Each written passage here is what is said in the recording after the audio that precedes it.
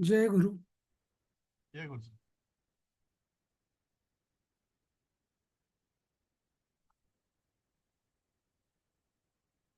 जय गुरु. जय गुरु. जय गुरु. जय गुरु. जय गुरु. काल जे आपलं यज्ञाबद्दल जे सुरू झालं, अजून संपलं नाहीये, पण सुरू आहे. त्याच्यावर काही शंका आहेत का? नसेल तर मग आपण पुढे जाऊ. काल किती श्लोकापर्यंत झालं सर? काल मी नव्हते प्रेझेंट. मला वाटलंच. काल तुम्ही नव्हता ते. 30वं चाललं होतं आमचं. 30वं, अच्छा. 29वं आणि राहतं. 4 सुरू 29. झाले म्हणजे हां, 27, 30वं 28. 30वं सुरू होतं आमचं. अच्छा. हं. ठीक आहे. बरंच काही मिस केलं. आता हा रेकॉर्डिंग ऐक. हं. तर आपण अपाने जुह्वति प्राणं प्राणे अपानं तथा परे प्राणापानगती रुद्ध्वा प्राणायाम परायणाः हा श्लोक आपण बघितला. नंतर पुढचा श्लोकाचा आपण सुरू केलं होतं. अपरे नियताहाराः प्राणान् प्राणेषु जुह्वति सर्वेप्येते यज्ञविदो यज्ञक्षपितकल्मषाः. तर आता अजून दुसरे लोक, मी 30वा श्लोक सांगतोय. अपरे नियताहारः. अपरे म्हणजे अजून दुसरे योगी काय करतात? ते कसे असतात? नियताहारः म्हणजे मोजकंच अन्न, नियमित आणि मोजकं अन्न सेवन करणारे असतात, ज्यांचा आहार हा नियत ठरवलेला असाच असतो. ते काय करतात? प्राणान प्राणेषु जुह्वति. आणि त्याचं आपण म्हटलं होतं प्राणान प्राणेषु जुह्वति म्हणजे आता इथे दोन्ही अर्थ आहेत. जे प्राणान, नुसतं प्राण एक नाही.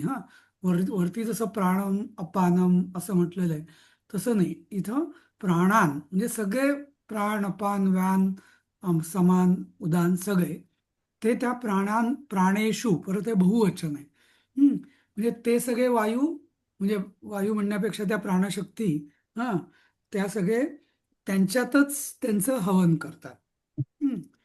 म्हणजे आता दोन्ही अर्थ होतात की आतल्या बाहेर जो प्राण आहे, बाहेरचं बाहेर, आतलं आत, आणि त्याचं हवन हे त्यातच, ज्याला आपण बाह्य कुंभक म्हणतो, नाही का, तसं. असं. आणि यात अपरे नियताहार हा, या नियताहाराद्वारे असंही सुचवलेलं आहे की ही जी प्राणायामाची जी हे आहे योग मार्ग, तर याच्याकरता पूर्ण म्हणजे काय निराहार अपेक्षित नाहीये. तर नियताहार अपेक्षित आहे. प्राणायामाच्या अभ्यासासाठी नियताहार अपेक्षित आहे, न की निराहार. अतिआहार तर नाहीच, पण निराहार पण नाही असं. आणि दुसऱ्या श्लोकाचं म्हटलेलं आहे मग सर्वे अपि एते यज्ञविदाः. आता इथं सर्वे अपि एते यज्ञविधा आहे म्हणजे काय म्हटलेलं आहे की आतापर्यंत जे सगळे 12 प्रकारचे जे यज्ञ सांगितले त्यांनी, 10-12 प्रकारचे, हे सगळे यज्ञविद. यज्ञविद म्हणजे काय? यज्ञविद त्याचं हां बहुवचन, यज्ञविदः. हे सगळे काय होतं यांचं? यज्ञक्षपित कल्मषाः. तर या यज्ञाने त्यांचं पाप क्षपित म्हणजे नाश, म्हणजे त्यांच्या पापांचा नाश झालेला आहे. म्हणजे दुसरा अर्थ असाही होतो याच्यामध्ये की हे जे सगळे यज्ञ आहेत, हे सगळे यज्ञ डायरेक्ट मोक्ष किंवा मोक्ष मिळेल असं नाहीये. तर या यज्ञांनी पापांचा नाश होईल. आणि पापांचा नाश म्हणजे, पाप म्हणजे काय? तर आतापर्यंत जे कर्म की ज्यांनी आपली, म्हणजे मनात ज्या वासना भरलेल्या असतात, प्रारब्ध कर्म तर आपल्याला भोगायचंच आहे, पण बाकीचे जे संचित कर्म आणि हे जे असतं, तर त्या पापांचा नाश होईल. स्पष्ट म्हटलेलं इथं यज्ञ क्षपित कल्मषाः. म्हणजेच दुसऱ्या दृष्टीने जर बघायचं झालं तर सगळे हे जे यज्ञ जे आहेत त्या यज्ञाने काय होतं तर चित्तशुद्धी, मनातले जे पापी विचार जे आहेत ते सगळे दूर होतील. हं. कुठल्याही प्रकारचा यज्ञ करा. हां, म्हणजे कुठल्याही प्रकारचे जे यज्ञविध आहे, तर ते म्हणजे त्यांनी मनातलं जे पापी विचार जे आहेत ते दूर होतील, म्हणजेच चित्तशुद्धी आपली हळूहळू सुरू होईल असं. हं. असं नाही म्हटलेलं आहे सर की इथे मला हे नाही कळलं की अं, प्राणांमध्ये म्हणजे प्राणशक्तीमध्येच प्राणांचे हवन करतात ते मला थोडं समजून सांगाल का सर? हं. तर आम्ही काल घेतलं होतं बरंच याच्यावरती, अपाने जुह्वति प्राणम प्राणे पानम यथापरे. तर इथे अपाने जुह्वति प्राणम म्हणजे काय, तर पूरक क्रिया, पूरक प्राणायाम ज्याला आपण म्हणतो ना, पूरक क्रिया प्राणायामातली. हां, म्हणजे अपान वायूमध्ये, अपान वायू काय असतो, अधोगामी असतो. की ज्यांनी आपल्या सगळ्या ज्या उत्सर्जन क्रिया आहे, मलविसर्जन, मूत्रविसर्जन, वायू असतील जे अपेक्षित नाही आहेत त्याचं वायूचं विसर्जन, इवन पुनरुत्पादन, त्या सगळ्यांसाठी अपान वायूची गती जी असते ती आवश्यक असते. तर अपान वायू जर स्ट्रॉंग नसेल, तर ज्यांना कॉन्स्टिपेशन होतं, कॉन्स्टिपेशनचं मुख्य कारण हे आहे की अपान वायूचा समतोल बिघडलेला आहे. बरोबर. हं. तर अपाने जुह्वति प्राण म्हणजे काय इथं, की प्राण प्राणायाम जो आहे, म्हणजे आपण जे प्राण जे प्राणशक्ती किंवा ऑक्सिजन जो घेतला बाहेरून, तो आपण अपानामध्ये तिथे रुद्ध केला. म्हणजे त्याला बाहेर जाऊ दिलं नाही आपण असा. हं. आणि दुसरं, प्राणे अपानम तथापरे, नंतर प्राणामध्ये अपानम. हां, तर इथं जो रेचक ज्याला आपण म्हणतो, की प्राणामध्ये आपण तो अपान वायू जो कार्बन डायऑक्साईड किंवा आपण जो नको असलेला जो वायू असतो, तर तो आपण बाहेर टाकला. काही. आणि प्राणापान गती रुध्वा म्हणजे प्राण आणि अपान या दोघांच्याही गतीचं आपण रोधन केलं, स्तंभन केलं. त्याला म्हटलं जातं कुंभक आपण, नाही का. तर असा हा प्राणायाम परायण, हा प्राणायाम रूपी हा यज्ञ आहे असं. हं. तर त्याच्याच पुढं अपरे अजून दुसरे लोक जे नियताहार प्राणान प्राणेषु जुह्वती. आता ज्याला प्राणायामध्ये बाह्यकुंभक म्हणतात, की त्या म्हणजे बाहेरचा बाहेर आणि आतला आत असं, म्हणजे त्या त्या वायूंचं हवन हे त्या त्या वायूंमध्येच करणे. म्हणजे हा थोडक्यात वायूंची हालचाल अगदी स्थिर करणे. हं, सगळ्याच वायूंशी. हं, नुसतंच प्राण आणि अपान नाही, तर प्राण, अपान, समान, व्यान आणि उदान या सगळ्यांची, म्हणजे शरीर जिथं वर्णन केलं जातं, की देह पूर्ण निश्चेष्ट होतो. हं, त्याला म्हटलं जातं प्राणान प्राणेषु जुह्वति. न की नुसतं नाक बंद केलेलं आहे. हं, सगळ्या देहातले जे हे सगळे प्राण, अपान, व्यान, उदान, समान हे सगळे बंद होऊन जातात. हं. त्याला म्हटलं जातं त्या त्या प्राणांचं त्या त्या अं, अन म्हणजे मी सांगितलं होतं काल, जीवनशक्ती किंवा चैतन्य, नाही का. अन, मग प्र अन, वि अन, सम अन, उत उत अन, नाही का असं. हं. तर हे सगळे जे प्राण आहेत, म्हणजे प्राण नाही, सगळे जे अन आहेत, म्हणजे जीवनशक्ती ज्या आहेत, त्या सगळ्या जीवनशक्ती म्हणा, चैतन्य म्हणा, तर त्या तिथल्या तिथे स्थिर राहतात. त्याला म्हणतात प्राणान प्राणेषु जुह्वति असं. हं? आणि मग पुढची, कळलं ना मी काय म्हणतो ते उषाताई? हो सर, हो हो. हं. हां, आणि मग पुढची ओळ सगळ्या आतापर्यंतच्या सगळ्या यज्ञांविषयी आहे, की एते सर्वे अपि, हं, किंवा एते सर्वे अपि यज्ञविदः, हे सगळेच यज्ञ जाणणारे योगी, त्यांचं काय होतं, ते ते यज्ञ क्षपित कल्मषाः, ते यज्ञाद्वारे आपलं कल्मष, कल्मष म्हणजे पाप नष्ट करणारे आहेत, म्हणजे त्यांचा पापांचा नाश होतो. आता हे असं नुसतं शब्दार्थ समजून याचा एवढा आपल्या डोक्यात प्रकाश पडत नाही. म्हणजे नक्की काय म्हणायचंय भगवंतांना. तर याचं मागचं भूमिका अशी आहे की जोपर्यंत मनुष्य स्वार्थी असतो तोपर्यंत त्याचा आधीच्या पापांचा तर नाश होतच नाही, पण तो त्याच्या वासना वाढतच जातात स्वार्थामुळे, आणि त्यामुळे त्याची पापं पण वाढत जातात. बरोबर. पापी वासना, वासना म्हणजेच पापवासना, नाही का? ज्या क्षणी स्वार्थ सोडला जातो, आणि यज्ञ म्हणजे काय, यज्ञाचं सगळ्यात मोठं तत्व काय आहे? परमार्थ. म्हणजे स्वतःला, म्हणजे त्यागाच्याही पलीकडचं, जसं परवा मी सांगितलं होतं, दान, हम्म, मदत, दान, त्याग, आणि त्यागाच्याही पलीकडचं यज किंवा हवन, नाही का? तर यज्ञाद्वारे काय होतं, तर स्वार्थाचा लवलेशही नसतो आपल्या कुठल्याही कर्मामध्ये. स्वार्थाचा लवलेशही नसणं, आणि ही सगळी कर्म स्वा पूर्णपणे स्वार्थाचा लवलेश ही नसताना करणं, त्याला म्हटलं जातं यज्ञ. बरोबर. हं. कुठलाही निर्हेतुक, म्हणजे स्वतःविषयी, आत्मसंबंधी कुठलाही हेतू नसणं, त्याला म्हटलं जातं यज्ञ. बरोबर. आणि ज्या क्षणी आपलं प्रत्येक कर्म हे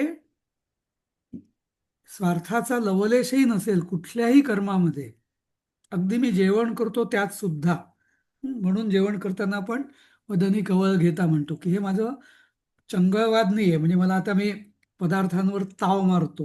हं. या पद्धतीने जेवण करायचं नाहीये कधी, नाही का? बरोबर ना? तर ताव मारणं, मला आनंद मिळतो म्हणून खाणं, हा यज्ञ नाही झाला. हं. तर हे देहाचे लाड झाले, फाजील लाड झाले, नाही का? पण तेच मी माझा देह मला जगवायचा आहे का बरं? मला पुरुषार्थ करायचे आहेत, धर्म अर्थ काम मोक्ष, आणि मुख्य म्हणजे मला, आणि त्यात माझा स्वार्थ नाहीये. देह जगवण्यासाठी म्हणून मी खातोय, आणि देह का जगवतोय मी? कारण मला या देहाद्वारे परमार्थ करायचा आहे म्हणून. आणि म्हणूनच आपल्या धर्मामध्ये असं म्हटलं जातं की ज्या क्षणी देहाचा परमार्थासाठीचा उपयोग नाहीसा होईल, त्या क्षणी देहत्यागाची वेळ आलेली असं समजावं, नाही का? की माझा आता काहीच उपयोग नाहीये दुसऱ्यांसाठी, परमार्थासाठी. आता यात परमार्थामध्ये ज्ञानसाधना पण येते, स्वाध्याय ज्ञानयज्ञ जो आपण आधी बघितला ते पण येतं.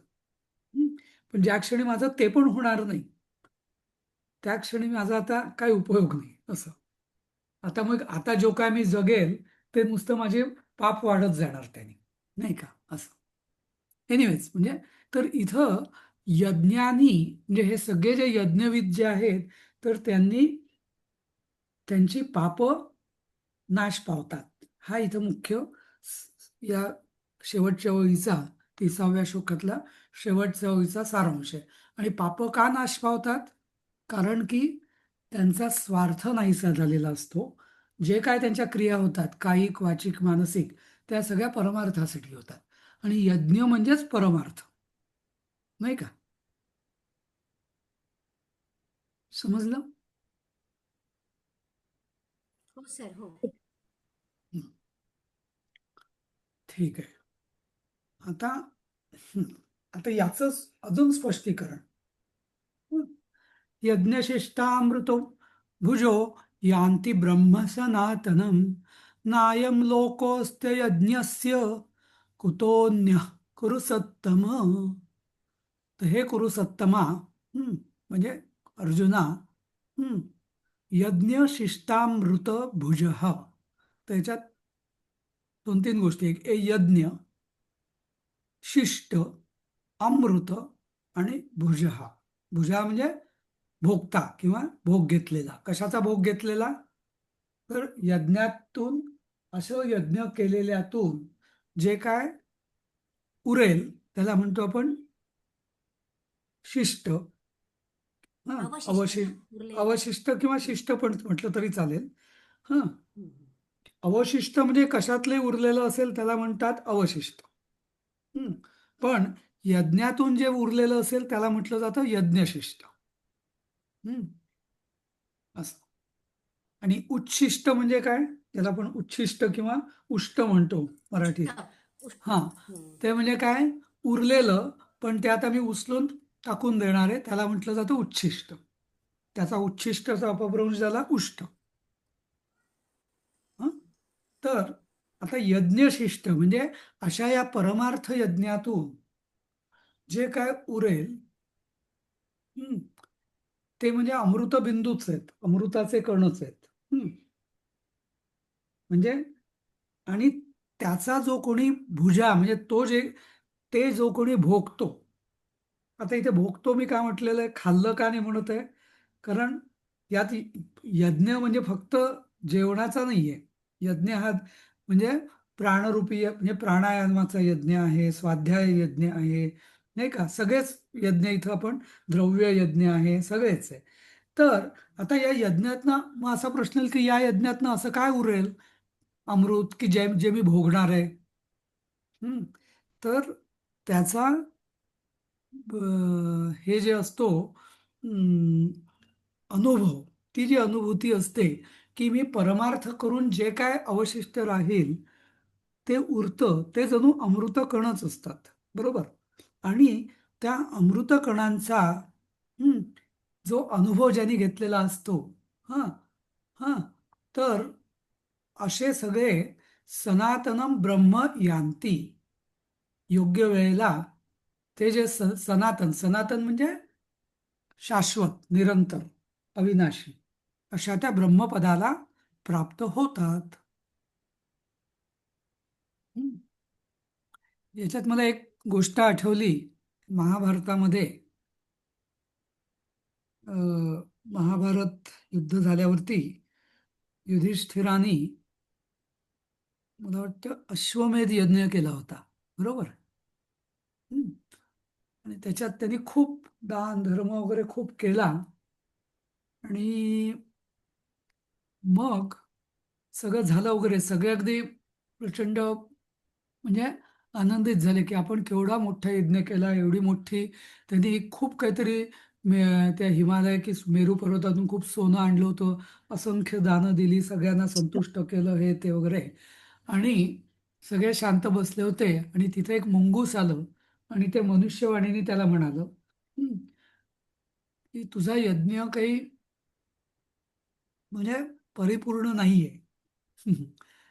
तर मग त्या मुंगुसाला विचारलं, की "का असं तू का म्हणतोस?" तर तुझ्या यज्ञातलं जे ते सांगतं, की तुझ्या यज्ञातलं जे अवशिष्ट जे आहे, यज्ञशिष्ट, तर त्यात मी लोळलो, तर माझं अंग तसंच राहिलं. पण कोणातरी एक त्या अत्यंत गरीब असा ब्राह्मण असतो, की जो अर्धपोटी राहून काहीतरी म्हणजे आता ते मला आठवत नाही नक्की, पण असं काहीतरी त्याच्याकडे काहीच नसतं आणि तो कोणीतरी अति भिकारी येतो किंवा काय गरजू असतो त्याला तो जे जे मिळालेली भिक्षा सुद्धा तो त्याला देतो आणि त्यातनं जे 2 कण खाली पडतात त्या अन्नातले, त्यात मी लोळलो तर माझं अर्ध अंग सोन्याचं झालं. हं. पण ते उरलेलं माझं जे अर्ध अंग आहे, ते इथं मला वाटलं की एवढा तू यज्ञ केलास, तर तू तिथे उरलेलं अंगही माझं सोन्याचं होईल, पण ते काही झालं नाही, असं ते मुंगूस सांगतं. माहिती आहे का ही गोष्ट कोणाला? ऐकली आहे कोणी? नाही नाही सर. नाही सर. नाही ती नाही ऐकली. नाही नाही सर. ऐकली का? अच्छा. तर अशी महाभारतातली गोष्ट आहे आणि मग मग युधिष्ठिर कृष्णाला विचारतो, की असं का वगैरे.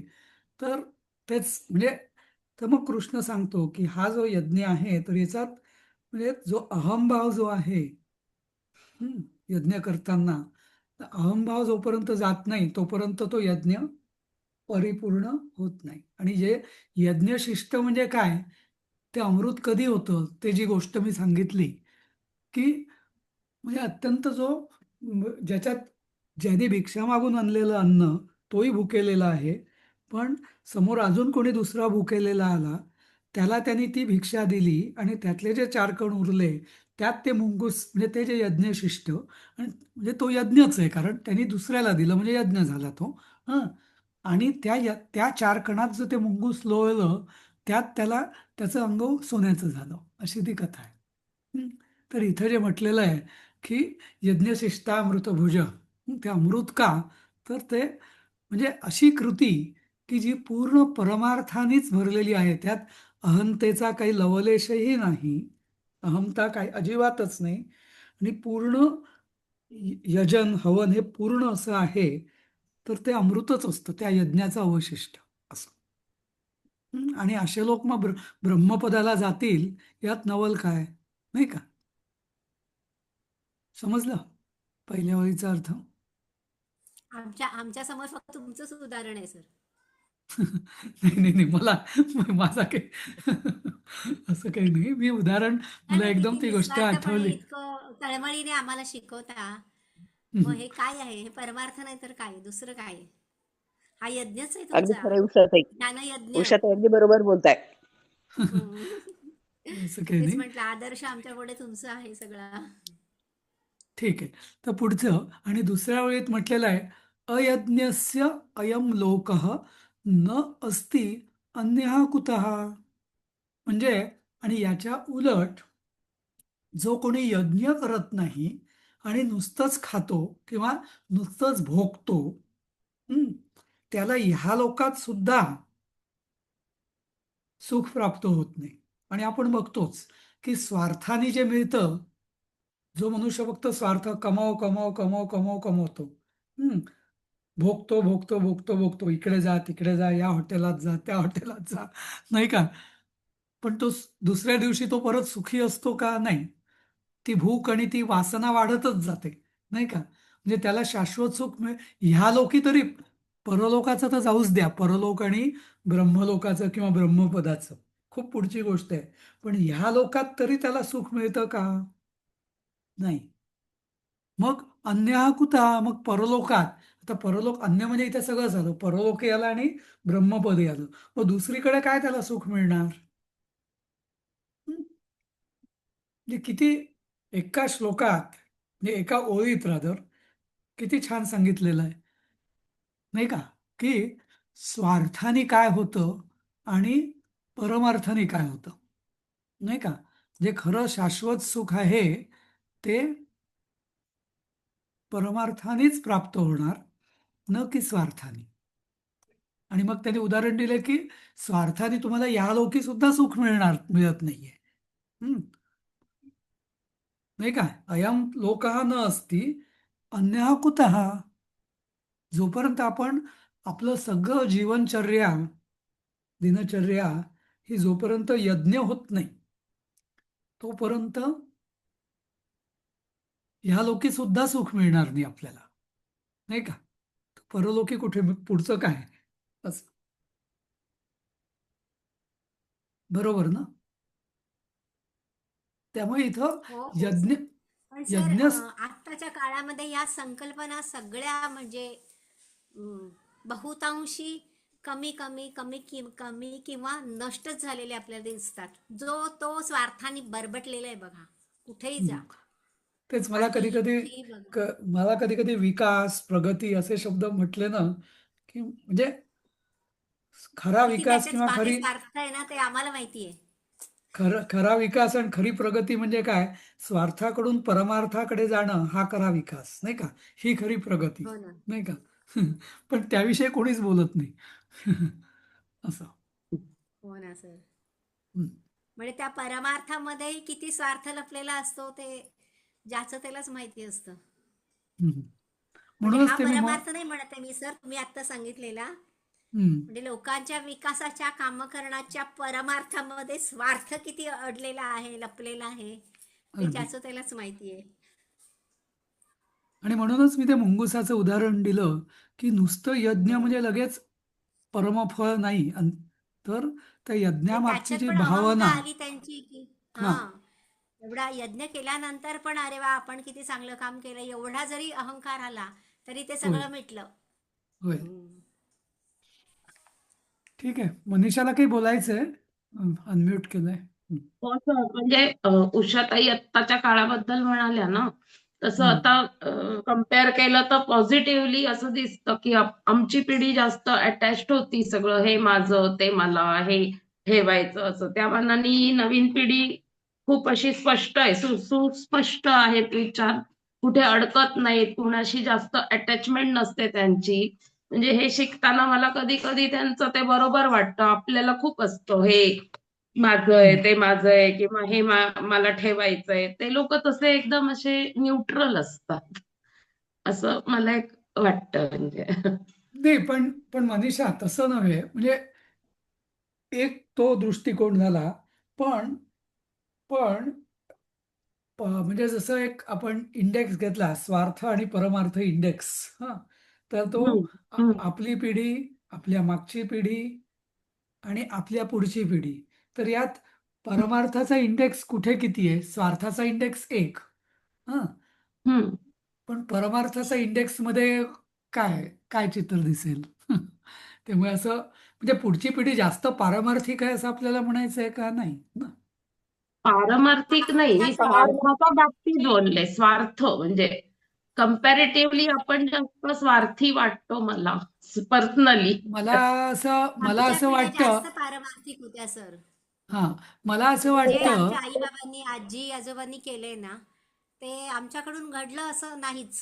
नाहीच म्हणूया मला आपण. मला असं वाटतं की आपली पिढी जास्त कन्फ्युज्ड आहे म्हणजे काय, की आपल्यामध्ये आपल्याला परमार्थ काय हे माहिती आहे आणि म्हणून आपल्याला स्वार्थ आपल्याला कळतं की आपली चूक होते. पण पुढच्या पिढीला हम्म. स्वार्थ हीच जीवनशैली वाटते. म्हणजे त्यांच्या दृष्टीने परमार्थ नाहीच, अस्तित्वच नाही परमार्थाचं. असं आहे. अगदी बरोबर. अगदी हा, अगदी बरोबर. अगदी बरोबर आहे सर. कार्यच करत अगदी नाहीत. बरोबर. म्हणजे हा, तुम्ही असे जगलात, हे हा, फालतूपणा नाही ते केलात ना, सेल्फ असं त्यांचं सेंटर्ड म्हणणं आहेत, आहे. सेल्फ सेंटर्ड हा, आहेत, फक्त त्यामुळे त्यांच्या स्वतःच म्हणजे विचार. असं असं तुम्ही म्हणाल तर ठीक आहे की त्यांच्या मनात कन्फ्युजन कमी आहे असं म्हटलं तर ठीक आहे. पण त्यांच्या मनात कन्फ्युजन कमी आहे, चांगलं की वाईट हे माहिती नाही मला. म्हणजे आपल्याला निदान 10% 20% तरी आपल्याला वाटतं नाही बा मी थोडंसं काहीतरी दुसऱ्याकरता केलं पाहिजे. काही म्हणा केलं थोडंफार. पाहिजे. पण पुढच्या पिढीला तो विचारच नाहीये ना अजिबात. मग ती चांगली कशी काय म्हणता येईल? हा, नाही, आणि कन्फ्युजन कमी आहे नाही त्यांचं. सर, नाही हं? सर, असं नाही म्हणता येणार सर. काही काही मुलं आहेत जे खूप दान धर्म करतात, परंतु ते अपंग आणि किंवा असे छोटे मुलं यांना करतात. पण त्यात हा. त्यांचा परमार्थ म्हणून नाही म्हणता येणार. त्यातही त्यांचा स्वार्थ दडलेला आहे. म्हणजे आपल्याला इन्कम टॅक्स लागतो, आपण इथे पैसे देऊ, आपण दान करू, असं खूप दान करतात सर, खूप दान करतात. नाही नाही म्हणजे वाढदिवसाला याला नाही नाही त्याला. नाही, आणि नाही नाही, प्रत्येक नियमाला अपवाद असणारच आहे असं आपण जनरलाइज नाही करू शकत. पण मी फक्त प्रपोर्शन म्हणतोय या दृष्टीने की आपल्याला निदान परमार्थाची थोडीफार जाणीव मनात तरी आहे, कृतीत जरी नसली तरी पुढे ती पण कमी कमी होत चालली असं, नाही का? असं. मंदिरात म्हटलं तर नाही देणार सर, पण असं अपंग किंवा असं काही अशा ठिकाणी जाऊन देतात ते मुद्दाम प्रॉपरली, म्हणजे वाढदिवस हे ते छोट्या मुलांना वगैरे. नाही आणि देतात पण त्याचं क्रेडिट त्यांना हवं असतं. हं. हो ते हो सांगतात हो. चार लोकांना की मी म्हणूनच दिलं म्हटलं ना, दिलं. स्वार्थ म्हणजे आहे. हा मग गेला स्वार्थ. ना.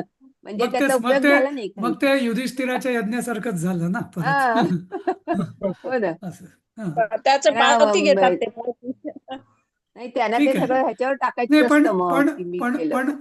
पण पण यात एक पण आहे बरं. जसं जसं म्हणजे की काही न करण्यापेक्षा, ठीक आहे, प्रसिद्धीच्या हा काही मोहाने पण म्हणा, हा करतात, काहीतरी का. काही न तरी करण्यापेक्षा करतात. केलेलं निश्चित चांगलं. त्यामुळे त्याचं हा. उगीच हा म्हणजे न करण्यापेक्षा तर निश्चित चांगलं असं. ते पण एक प्रगतीच आहे. असं पहिली पायरी तीच आहे. निदान सकाम उपासना काहीतरी अपेक्षेने करणं हे सुद्धा न करण्यापेक्षा रजोगुण चांगलंच आहे, जास्त. नाही का? असं. रजोगुण खूप जास्त आहे त्यांच्यामध्ये. हा. ठीक आहे, पुढचा श्लोक बघूया आपण. एवं बहुविधा यज्ञा वितता ब्रह्मणो मुखे कर्मजान् विद्धि तान् सर्वान् एवं ज्ञात्वा विमोक्ष्यसे. हं. तर एवं बहुविधाः यज्ञाः वितताः ब्रह्मणः मुखे. हे सगळे विसर्ग का आले? कारण संस्कृतमध्ये विसर्ग, विशेषतः पद्यामध्ये जर विसर्ग आले तर त्याचा लोप होतो बऱ्याच ठिकाणी. तो लोप झालेला आहे संधीमध्ये. हा, कर्मजान विद्धी तान सर्वान एवं ज्ञात्वा विमोक्ष्यसे. हं. आता आता एवं बहुविधा यज्ञ, म्हणजे एवं म्हणजे अशा प्रकारचे, असे बहुविधा यज्ञ, खूप वेगवेगळ्या प्रकारचे यज्ञ. हं. ब्रह्मणः मुखे, ब्रह्मणा म्हणजे ब्रह्मन म्हणजे षष्ठी आहे ही ब्रह्मनची. तर ब्रह्मणामुखे म्हणजे ब्रह्माच्या म्हणजे इथे इथे ब्रह्म म्हणजे वेद. तर वेदात कारण वेदांना परमेश्वराचं किंवा ब्रह्माचं निश्वसित असं म्हटलं जातं. म्हणजे वेद हे ब्रह्माचं व्यक्त रूप आहे या अर्थाने. म्हणून हे सगळे यज्ञ, वेगवेगळे यज्ञ ब्रह्मणा मुखे वित्तताः वेदांमध्ये, आता मुख म्हणजे वाणी, तर वेदवाणीमध्ये हे प्रकट झालेलं आहे. हं? यज्ञाचं महत्व हे आणि वेगवेगळ्या यज्ञांचं विधी हा वेदांमध्ये व्यक्त सांगितलेला आहे वाणीमध्ये. तान सर्वान हा आता त्या सगळ्यांना म्हणजे त्या सगळ्यांना हा एक मिनिट, एक 10 मिनिटात करतो मी जस्ट 10 मिनिटात. तर तान सर्वान विद्धी, कर्मजांचं मी नंतर सांगतो. तान सर्वान विद्धी म्हणजे त्या सगळ्यांना तू जाण. वेदांमध्ये काय सांगितलेलं आहे? यज्ञ म्हणजे नुसतं आपलं होमकुंड पेटवलं आणि 4 काय समिधा टाकल्या आणि तूप टाकलं म्हणजे असं नाही. तर त्यांचं तू मूळ समजून घे वेदांमधून. दुसरं कर्मजान. आता कर्मजान का म्हटलेलं आहे? फार मोठं रहस्य इथं दडलेलं आहे की हा जो सगळा वेद आहे, म्हणजे वेद किंवा यज्ञ का? कारण मनुष्य कर्माशिवाय एक क्षणभर पण राहू शकत नाही, बरोबर? मग आपल्याला एकच चॉईस आहे, ते कर्म स्वार्थासाठी करायचं की परमार्थासाठी. कर्म तर करणारच आहे आपण, म्हणजे कर्म केल्याशिवाय आपण राहूच शकत नाही, नाही का? मग ते कर्म, त्या कर्मांचा यज्ञ कसा होईल हे तू जे वेदांमध्ये सांगितलेलं आहे ते तू जाण. आणि इथं कर्म म्हणजे वाचिक, कायिक आणि मानसिक तिन्ही आली, बरं का? शंकराचार्यांनी पण हे सांगितलेले की हे तिन्ही कर्मच आहे. वाणीनी चांगलं बोलणं, वाईट बोलणं, निरपेक्ष बुद्धीने बोलणं, काही हेतुपूर्वक बोलणं, नाही का? असं. तसंच कायिक म्हणजे देहाने आपलं जे कर्म करणं ते स्वार्थासाठी कर्म, परमार्थासाठी करणं. मानसिक पण मनाने काय विचार करणं, हे सगळं. तर ही सगळे जे कर्म आहेत कायिक, वाचिक, मानसिक, तर याचा यज्ञ कसा करायचा आणि हे सगळे यज्ञ वेदांमध्ये सांगितलेले आहेत, ते तू नीट जाण. आणि एवम ज्ञात्वा विमोक्षसे.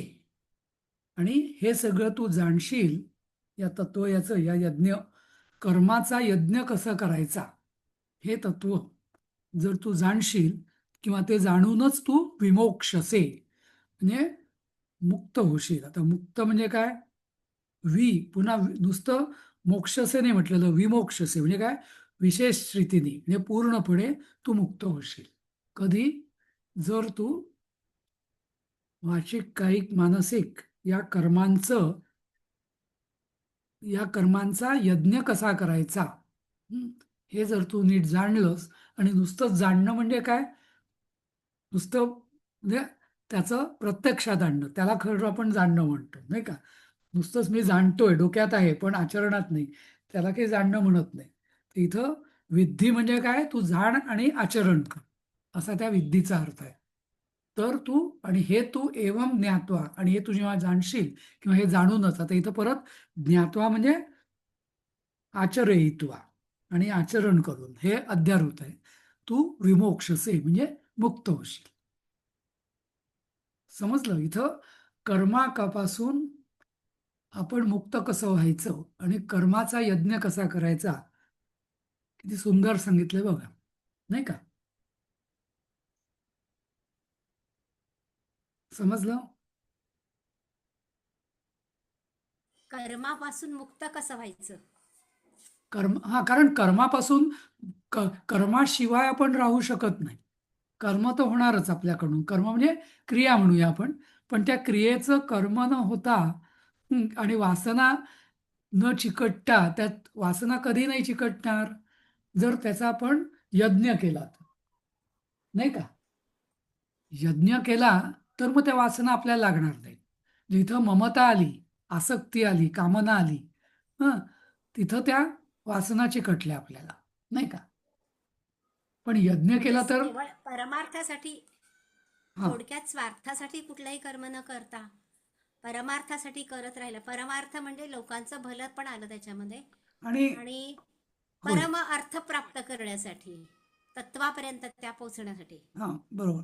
आता जसं म्हणजे आपण म्हणजे लौकिक अर्थात लौकिकामध्ये पण बघा की म्हणजे आता म्हणजे ठीक आहे, प्रत्येकाचे अनुभव वेगळे आहेत, पण आपण एखादं पूर्णपणे निरपेक्ष परमार्थ केलाय किंवा ते जाऊ द्या, निरपेक्षता जाऊ द्या, समजा आपण एक स्टेप बघूया आपण की आपण एखाद्या गरजूला मदत केली.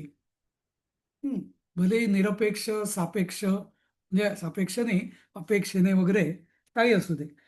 तर ती त्या गोष्टीने आपल्याला जास्त नेहमीच्या कर्मापेक्षा काही जास्त सुख मिळतं की नाही? आनंद जास्त होतो. हो. आणि आनंद आनंदो ब्रह्मणो रूपम हे वेदांमधलं तत्व आहे. काय? शेवटी ब्रह्म म्हणजे काय? तर ब्रह्म म्हणजे आनंद. हं, सच्चिदानंद, नाही का? हम्म. ब्रह्म म्हणजेच आनंद. तर आनंद प्राप्ती जर स्वार्थाकरता केली तर ती क्षणिक असते, पण दुसऱ्याकरता केली तर ती जास्त काळ टिकणारी असते, नाही का? हे तर आपण अनुभव अगदी सकाम जरी केली तरी, नाही का? बरोबर. बरोबर ना?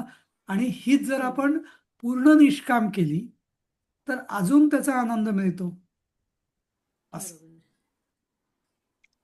एक मिनिट. ह्याच्यासाठी ना, कर्मज्ञान म्हणजे कर्मापासून उत्पन्न झालेले म्हणजे कर्मजन्य, आणि कर्मजन्य यज्ञ हे कर्मजन्य आहे. हे जरा यज्ञ एलॅबोरेट करून सांगाल का? बरोबर. कुठलाही यज्ञ जो असेल त्या यज्ञामध्ये क्रिया असतेच. हं, कायिक, वाचिक किंवा मानसिक. आतापर्यंत जे सगळे यज्ञ बघितले ना आपण, द्रव्य यज्ञ, हो स्वाध्याय यज्ञ, सगळे सगळे सगळे क्रिया असतेच. हो हो. क्रियाशिवाय यज्ञ नाही. म्हणजे बरोबर. म्हणजेच क्रिया कर्म दोन्ही बनवूया आपण. कर्म आहेच म्हणजे. हम्म. आणि ते परत ते पहिला जो सिद्धांत अगदी कृष्णाने दुसऱ्या अध्यायातच सांगितला होता की कर्माशिवाय तू एक क्षणभर पण राहू शकत नाहीस, नाही का? हम्म. हा, त्यामुळे आता त्या कर्मजान हा त्याचा पण यज्ञ कसा करायचा हे तू जाण असं. कारण त्यामुळे यज्ञ हा कर्माशिवाय होऊच शकत नाही. हो. यज्ञाला हा फक्त तो कर्म, बरोबर. तुम्हाला तो यज्ञ करायचा आहे की नाही हे आपल्या हातात आहे, कुठल्याही गोष्टीचं, हम्म. नाही का? असं हो हो. ओके. असं सर, हा मग एक प्रश्न आहे. आपण हा जेवताना म्हणतो की जानी जे यज्ञ कर्म, मग या हम्म. ठिकाणी यज्ञ कसा करायचा आपण? खूप छान म्हणजे प्रश्न. अन्न हे हा, पूर्ण ब्रह्म. ऍक्च्युअली मी सांगणारच होतो याविषयी की साध्या साध्या गोष्टींचं आपल्या आपण जी काय कर्म करतो त्या साध्या साध्या गोष्टींच्या म्हणजे कर्मांचं रूपांतर यज्ञात कसं करता येईल त्याचं उत्तम उदाहरण म्हणजे स्वतःचं भोजन किंवा जेवण. बरोबर. तर आपण श्लोक काय म्हणतो तो, वदनी कवळ घेता जाणे जे नाम घ्या श्रीहरीचे सहज हवन होता नाम घ्या फुकाचे जीवन करी जीवित्वा अन्न हे पूर्ण अन्न हे ब्रह्म. हा, पूर्ण. तर आता अन्न हे पूर्ण ब्रह्म म्हणजे जी आपण आहुती देतोय ते पण पूर्ण ब्रह्मच आहे, एक. हं, बरोबर. नंतर हम्म. ज्याच्यामध्ये आपण आहुती देतो आहोय तो सुद्धा अहम वैश्वानरो भूत्वा प्राणीनाम हा. देहमाश्रितः. बरोबर. तर तो देवांशी. आपल्या पोटामध्ये जो अग्नी आहे, वैश्वानर अग्नी, त्यालाच आपण आहुती देतोय. हम्म. हा, कारण भगवानच म्हणतात की सगळ्या प्राण्यांच्या देहामध्ये वैश्वानर रूपही मीच वास करतो, नाही का? तर त्या वैश्वानरा म्हणजे आता जसं ब्रह्मार्पणम ब्रह्म हवे, नाही का? तसं म्हणजे अन्नही हो. ब्रह्मच आहे, माझ्या पोटातला जो अग्नी आहे तोही ब्रह्मच आहे. हा हा स- आणि हे आता मी सगळ्यात मुख्य म्हणजे मी जेवण का करतो, मला जेवण का करायचंय याचं उत्तर जर कन्सेप्ट जर आपला क्लिअर असेल, हा, तर आज भाजी छान झाली आहे मस्तपैकी पंचपक्वान्नाचं किंवा नॉनव्हेज विषयी मी बोलत नाही, पण निदान आपल्या दृष्टीने परिसीमा म्हणजे पंचपक्वान्न, हा, नाही का? पंचपक्वान्नाचं जेवण